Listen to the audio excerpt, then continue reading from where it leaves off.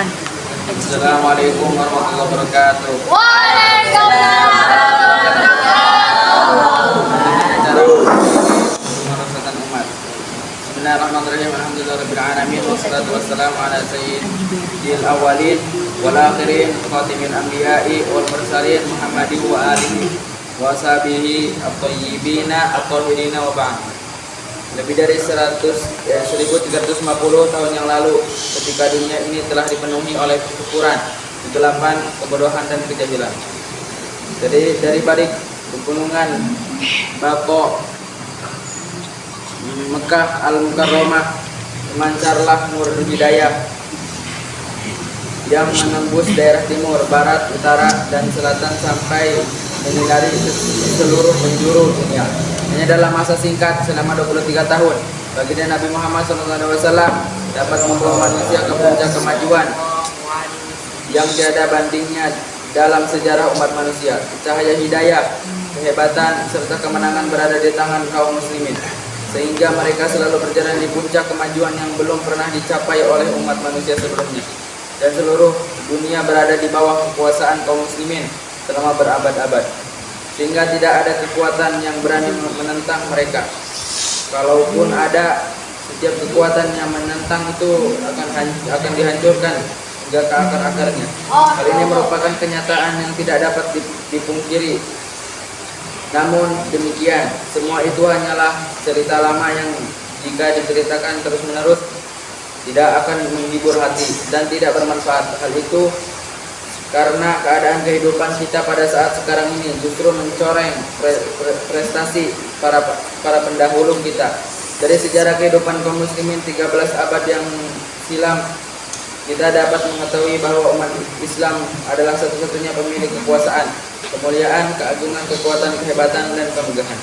Akan tetapi bila kita beralih dari lembaran sejarah tersebut dan melihat keadaan yang terjadi saat ini, kaum muslimin berada dalam keadaan yang sangat rendah dan hina, miskin papa, dapat memiliki kekuasaan, kekayaan, kewibawaan, dan kekuatan. Tidak ada kerjasama, persaudaraan, kasih sayang, dan tidak memiliki adat luhur ataupun akhlak mulia. Juga tidak memiliki lagi amal perbuatan yang baik. Segala keburukan ada pada diri kita, sedangkan kebaikan jauh dari kehidupan kita. Musuh-musuh kita sangat bergembira dengan keadaan kita yang hina ini. Kelemahan-kelemahan kita diperlihatkan dengan terang-terangan dan kita dijadikan bahan tertawaan.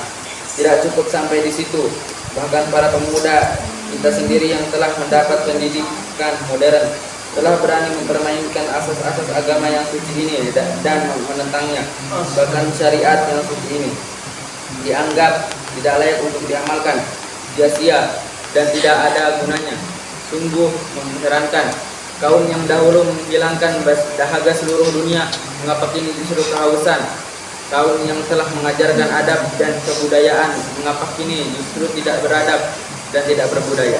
Para tokoh kaum muslimin pun telah banyak memikirkan hal ini dan telah mencoba dengan berbagai cara untuk memperbaiki keadaan ini, tetapi mengobati penyakitnya semakin parah.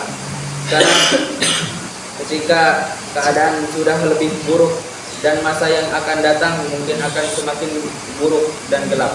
Apabila kita hanya berdiam diri dan tidak berusaha dengan usaha yang nyata, maka itu merupakan suatu kesalahan besar, tapi sangat penting bagi kita sebelum mulai melangkah untuk memikirkan penyebab kehinaan dan keburukan yang terjadi di dewasa ini.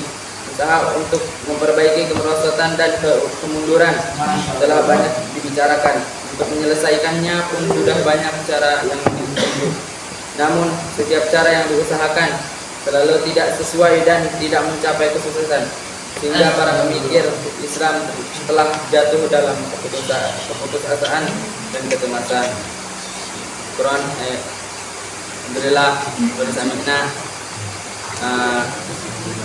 fadilatan atau hilik bagi dari umat sallallahu alaihi wa